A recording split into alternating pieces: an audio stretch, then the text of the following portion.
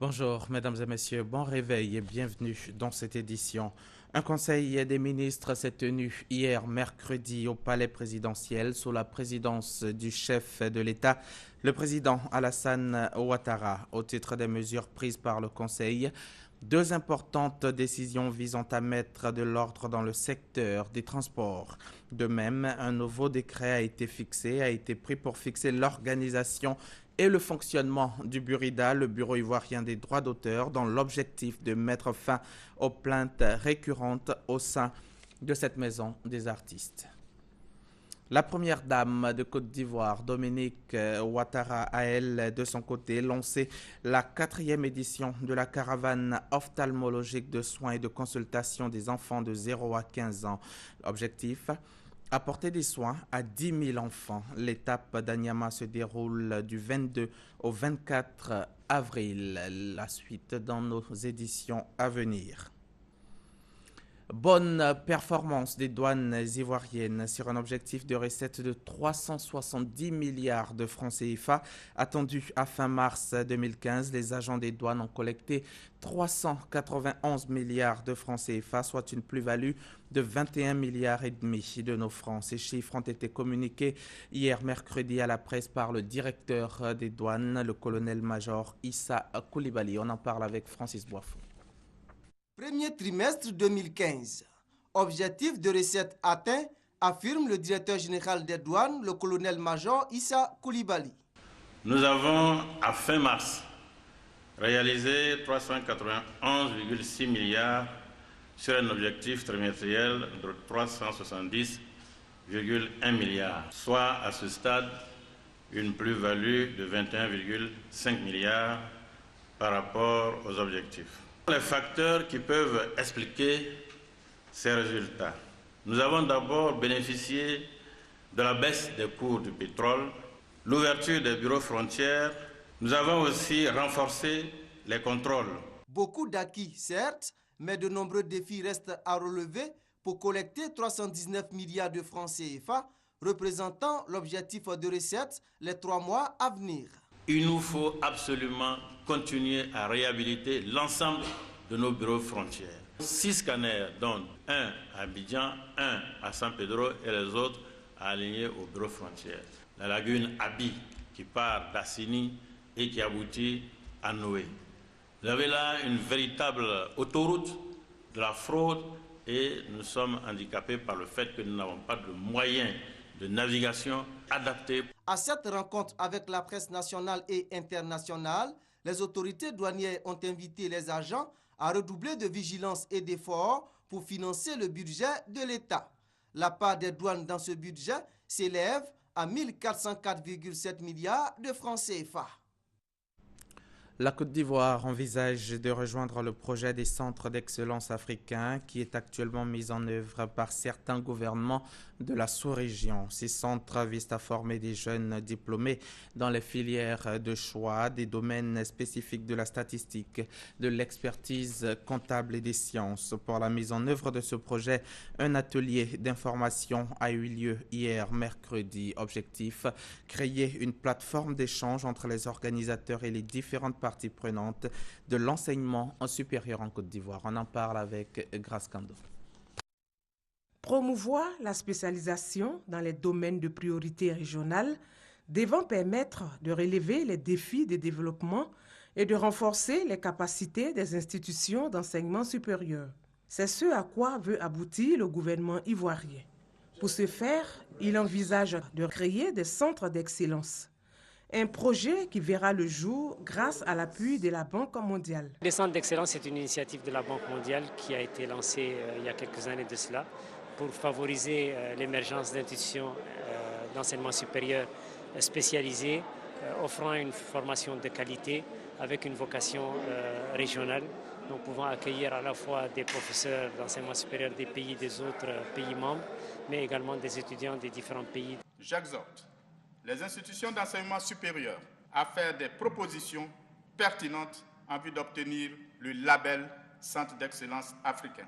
Ce statut vous permettra de bénéficier des ressources additionnelles qui pourraient être investies dans les équipements, le renforcement documentaire les activités de formation et de recherche, de professionnalisation et d'appui aux éditeurs dans le cadre des bourses d'excellence. Ce projet vient donner un coup d'accélérateur aux actions déjà engagées en faveur de la modernisation du système d'enseignement dans les universités, dont la finalité est l'employabilité des diplômés. Ce que nous attendons de ce projet, c'est de pouvoir montrer réellement les compétences des différentes structures et permettre aussi à tous les enseignants-chercheurs qui, dans l'ombre, font des travaux, de pouvoir les développer et les montrer à toute la population. La création des centres d'excellence en Côte d'Ivoire est un pas de plus vers la création d'établissements supérieurs de niveau international.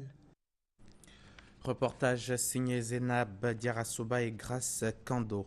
Les universités publiques de Côte d'Ivoire sont fermées depuis le 10 avril dernier du fait d'une grève de la coordination des enseignants.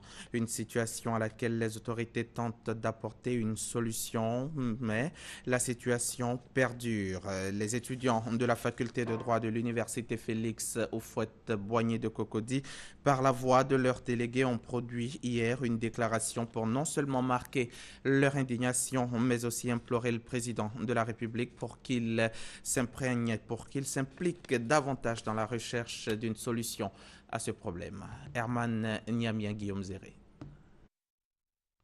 Université Félix Houphouët-Boigny de Cocody. Depuis le 10 avril dernier, les amphithéâtres sont fermés.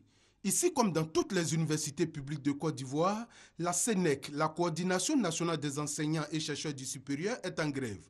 Une situation qui peine à trouver issue et pour laquelle les étudiants de la faculté de droit sont montés au créneau. L'ensemble de ces efforts est mis à mal par les nombreuses grèves à répétition et interruptions de cours intempestives dont notre système universitaire fait l'objet depuis ces derniers temps.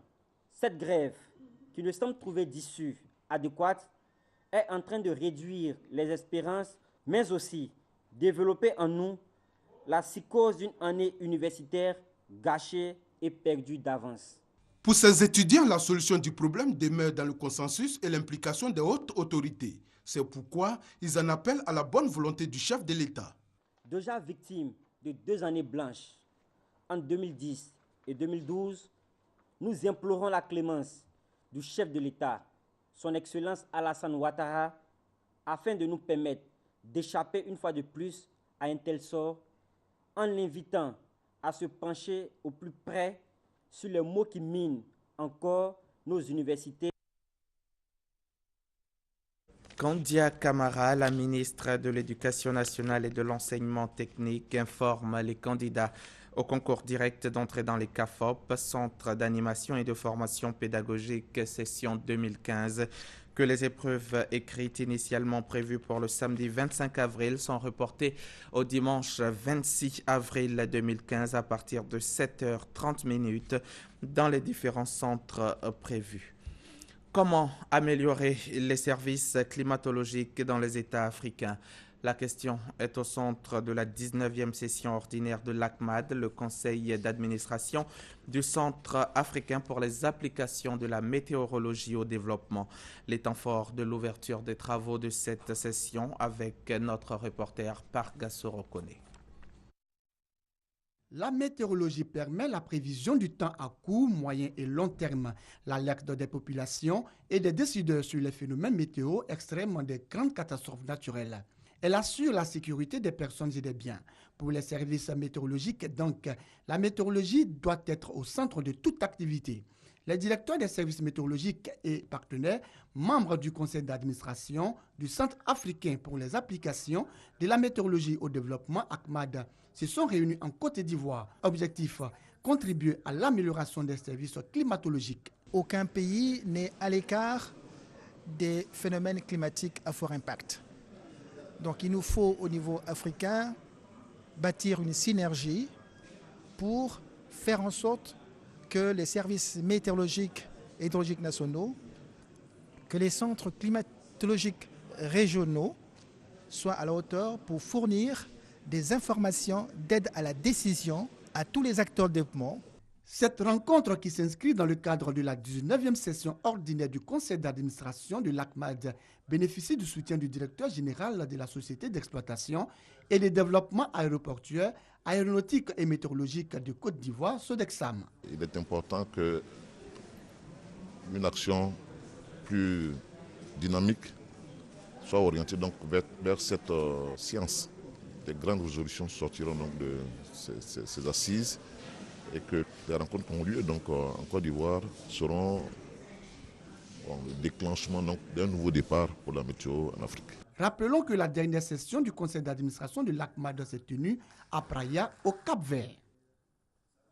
Hors de nos frontières, l'Afrique du Sud a commencé à déployer l'armée mardi, notamment dans le township d'Alexandra à Johannesburg, pour aider la police à stopper les violences xénophobes qui ont fait au moins 7 morts dans le pays depuis avril. Ces soldats pourront être déployés aussi dans d'autres endroits si nécessaire.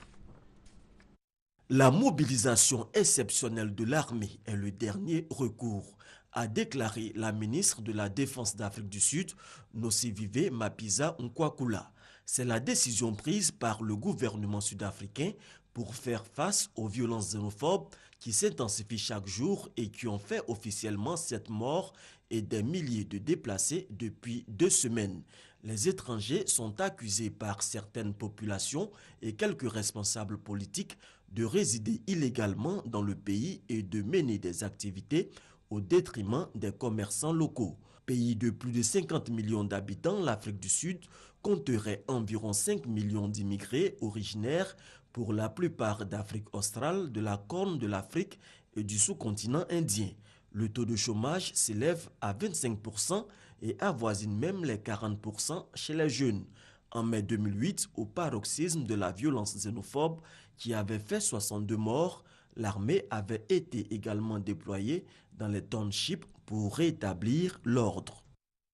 Hier, mercredi, s'est ouvert le sommet Afrique-Asie à Jakarta, en Indonésie. Ce sont plus d'une centaine de dirigeants asiatiques et africains venus célébrer le 60e anniversaire de la conférence en Indonésie. Aussi, lors de ce sommet, les questions politiques régionales et internationales entre ces deux continents seront-elles abordées? Plus d'une centaine de chefs d'État et de gouvernement au sommet Asie-Afrique ouvert à Jakarta en Indonésie. Ces dirigeants aborderont la coopération sud-sud. Il sera surtout question d'élaborer des stratégies en vue de réduire la pauvreté sur ces deux continents. Selon le président du pays hôte, Joko Widodo, la disparité sociale entre le nord et le sud est criante. Quand quelques centaines de personnes dans l'hémisphère nord mènent une vie de luxe, alors que plus d'1 milliard de personnes dans l'hémisphère sud vivent dans la pauvreté avec moins de $2 par jour, c'est évident que l'injustice soit mondiale. Une injustice mondiale qui devient aussi évidente quand des groupes de nations refusent de reconnaître l'évolution des réalités mondiales, toujours selon le président indonésien. Des dirigeants, surtout ceux de la conférence islamique, ont appelé à soutenir la formation d'un État indépendant palestinien. Une solution politique à la crise yéménite et l'examen des questions régionales et internationales font partie des principaux thèmes qui seront abordés lors de ce sommet. En marge de ce sommet Asie-Afrique, auront lieu à Java-Ouest les cérémonies marquant le 60e anniversaire de la conférence de Bandung. Lors de cette conférence en 1955, une trentaine de pays fraîchement indépendants s'étaient réunis pour créer le mouvement des non-alignés. Et ce jour-là, ces pays venaient de faire leur entrée dans l'arène politique internationale. Fin de ce journal. La suite, c'est avec Mariam Touré. À demain.